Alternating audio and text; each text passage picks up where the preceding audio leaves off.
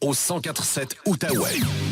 Vous écoutez LP le midi. Évidemment, on revient sur le virus parce qu'en fin de semaine, on a vu les chiffres, là, c'était épouvantable, surtout du côté de l'Ontario. Du côté de l'Outaouais, on se maintient, mais on est tout de même au-dessus de 100.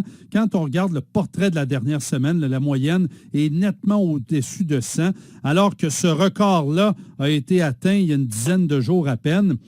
Mais la question, moi, que je me pose, c'est quand je regarde, là, samedi, je pense en milieu d'après-midi, on reçoit un courriel, ça vient du 6 de l'Outaouais, et le courriel disait, vous savez, il y a des coupons disponibles. Les gens de 55 ans et plus peuvent aller se faire vacciner. Je me disais, moi, j'ai 48, ma blonde a 51, on ne peut pas y aller. On pourrait-tu y aller? Le risque est-il si grand que ça, où on se ferait carrément refuser à la porte? On en parle avec notre microbiologiste qui est aussi professeur au Cégep de l'Outaouais, Patrick Filion. Bon lundi, Patrick. Salut, Mathieu. 48 ans, 51 ans, si on arrive là, quand même qu'il y a des doses disponibles, on va se faire refuser parce que c'est vraiment aux 55 ans et plus, là. Oui, c'est une décision qui a été prise là, par le gouvernement canadien suite aux différentes études qui sont sorties par rapport au vaccin AstraZeneca, donc ce qui s'est passé entre autres en Europe, là, au Royaume-Uni, Allemagne, etc. Donc, puis ça a été démontré, là, il y a eu un lien démontré entre l'administration du vaccin AstraZeneca et le développement de certaines formes de caillots sanguins, de thrombose. Donc, ces cas-là sont quand même très peu nombreux, mais il y en a eu, touchaient surtout des personnes de moins de 55 ans et plus particulièrement les femmes. Donc, il y a un lien avéré, on ne peut pas le nier, il faut en être conscient. Et maintenant, on est obligé de le mentionner comme effet secondaire, mais très, très rare. Puis, où je veux peut-être aller avec ça, c'est relativiser les choses. C'est sûr qu'on ne souhaiterait pas que ça nous arrive. Moi, si je me faisais vacciner par ce vaccin-là ou que mes parents recevaient le vaccin AstraZeneca, c'est sûr que je serais dévasté s'il y avait un problème, une complication.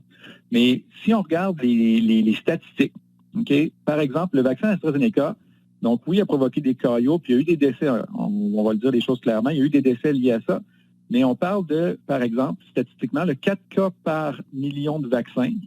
Puis si on le compare avec d'autres produits, d'autres médicaments, par exemple, la pilule contraceptive, en moyenne, c'est à peu près 1000 cas par million de femmes où il y aura un caillot sanguin. La cigarette, c'est 1800 cas par million. Et le virus lui-même, donc il faut se rappeler, le virus qui cause la COVID-19, lui-même peut entraîner la formation de thrombose. Et c'est 165 000 cas par million de personnes infectées. Aïe aïe. Donc, c'est encore beaucoup plus dangereux d'être infecté par le virus et d'avoir des complications qui elles-mêmes donc, pourraient provoquer l'apparition de caillots sanguins et de problèmes respiratoires versus les risques existants, mais très, très, très, très faibles de se faire vacciner et d'être protégé contre cette même infection-là. Donc là, ça devient une gestion justement du risque. Et le gouvernement canadien a décidé que ce risque-là, on l'établissait à 55 ans parce que les cas problématiques où les personnes ont eu des complications et même des décès, c'était surtout chez les 20 à 55 ans, ou 20 à 50 ans peut-être. Donc, on s'est gardé une espèce de petite zone grise de 50 à 55 et le vaccin est maintenant seulement disponible pour les 55 ans et plus. Donc, si moi, je me présente là à 44 ans, et que c'est AstraZeneca qui est donné, donc je vais effectivement me faire refuser le vaccin parce qu'on veut faire vraiment attention, on veut maintenir la confiance du public, donc on ne veut pas mettre des personnes en situation où il pourrait y avoir le fameux cas par million, puis qu'on ait un problème, là, même un décès lié au vaccin. Donc, on fait, je crois, peut-être la bonne chose, mais en même temps, ça ralentit un petit peu le processus de vaccination dans la population en général, là. Ça ralentit, surtout que les États-Unis nous en ont envoyé 1,5 million de doses, je ne me rappelle plus trop. Cette semaine, on parle aussi d'un ralentissement, Patrick, du nombre de vaccins qui vont entrer au pays. Peut-être qu'on n'aura pas la conséquence cette semaine, mais peut-être la semaine prochaine ou dans 2 semaines, parce que les vaccins qui arrivent, ils ne débarquent pas de l'avion puis ils ne te piquent pas automatiquement. Là, il y a quand même un certain délai. Est-ce que tu crois que, et là c'est vraiment une opinion personnelle, est-ce que tu crois que le gouvernement fédéral pourrait éventuellement dire, signez une décharge si vous voulez aller vous faire vacciner si vous n'avez pas 55 ans? Est-ce qu'on prendrait ce risque-là, gouvernementalement parlant? Encore, comme tu l'as dit, ça va être une opinion personnelle. Moi, je ne crois pas, parce qu'on va vouloir justement maintenir la confiance des gens envers la vaccination. S'il fallait qu'on donne un accord pour accélérer la vaccination et qui arrivait justement ce fameux cas-là là, qu'on ne souhaite pas, un problème, un caillot, c'est clair que ça serait la une des journaux. Et là, personne, même les 55 ans et plus, irait se faire vacciner. On veut garder cette confiance-là. Donc, je ne crois pas, ça c'est en opinion personnelle, qu'on va se rendre là. Faut se rappeler, je ne sais pas s'il y en a qui ont vu ça passer, mais il y a un 4e vaccin là, qui a été approuvé au Canada, mais on ne sait pas encore quand nous recevrons des doses, mais le vaccin Johnson & Johnson donc, serait approuvé. Donc ça pourrait être une 4e arme qui va peut-être accélérer le processus, mais peut-être dans quelques semaines. Mais effectivement, cette semaine, là, je pense que Moderna, entre autres, là, va nous livrer moins de vaccins que ce qui était initialement prévu. Puis ça se peut que ce soit pour les 2 prochaines semaines, mais somme toute, Pfizer, c'est 1 million de doses qui vont rentrer cette semaine. Donc, on devrait pouvoir garder un certain rythme de vaccination, mais c'est ça, faut que le rythme, tranquillement pour vite, s'accélère. Ça paraît paradoxal ce que je viens de dire, là, mais il faut que ça s'accélère parce que là, les variants sont de plus en plus présents, sont de plus en plus transmissibles. Donc, on veut casser ça. Et là, ils sont plus transmissibles, surtout chez des groupes d'âge, on va dire chez les 20, 30, 40 ans. Puis on n'est pas rendu à vacciner ces gens-là encore. Donc, si on veut que la transmission se cesse et qu'il y ait moins de gens qui soient hospitalisés, donc on va devoir éventuellement se rendre à ces groupes d'âge-là pour justement casser la fameuse 3e vague qui est commencée depuis peut-être une semaine ou 2. Là.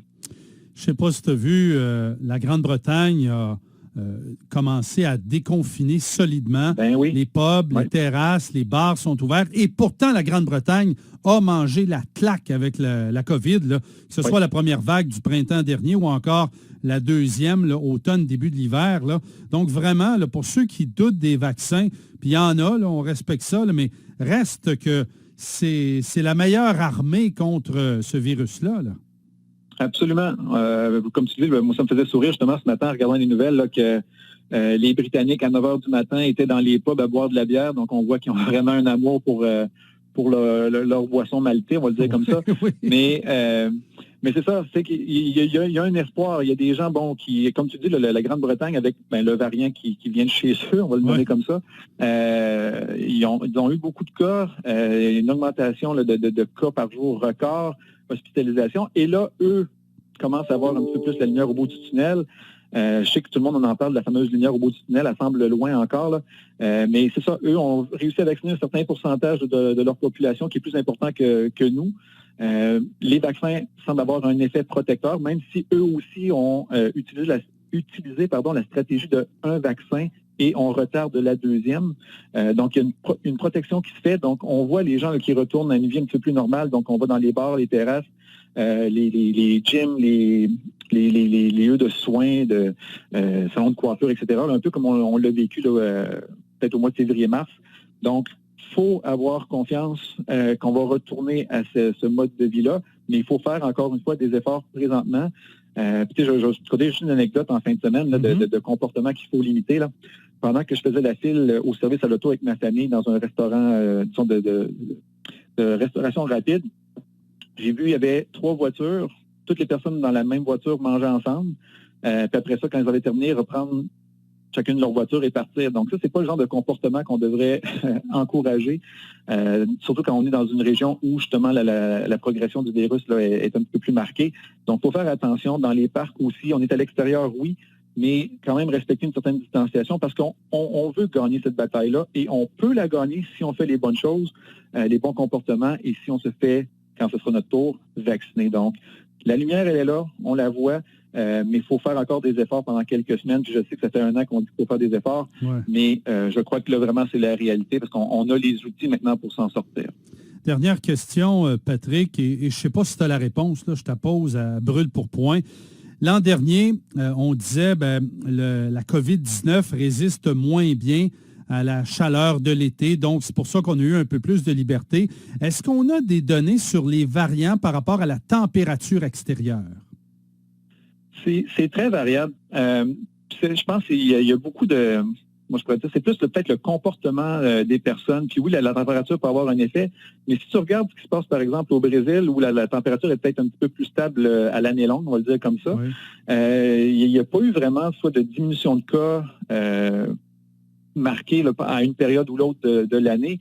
Tu regardes, si vous allez sur n'importe quel site web là, où on a de l'information sur le Brésil, le taux de transmission puis le nombre de cas a été stable, puis même à la hausse depuis le début de la pandémie. Il n'y a pas eu d'accalmie comme nous, on l'a vécu l'été. Fait que je pense qu'il y a vraiment un truc un petit peu plus comportemental. Nous, l'été, bon, l'école est terminée, c'est les vacances, on est à l'extérieur un petit peu plus. Donc, il y a peut-être moins de contact, par exemple, justement dans les écoles et milieux de travail. Donc, il y a peut-être cette composante-là. Fait que je ne pourrais pas dire exactement si les variants sont plus ou moins affectés par la chaleur, parce que si on regarde les pays où justement il fait beau et chaud à l'année longue, il n'y a pas moins de transmission. Donc, c'est peut-être pas le seul facteur là, sur la température, sur le virus lui-même. Excellent. Merci, Patrick. Bonne semaine à toi. À toi aussi. Bonne semaine. Patrick Filion, il est microbiologiste et professeur au Cégep de l'Outaouais.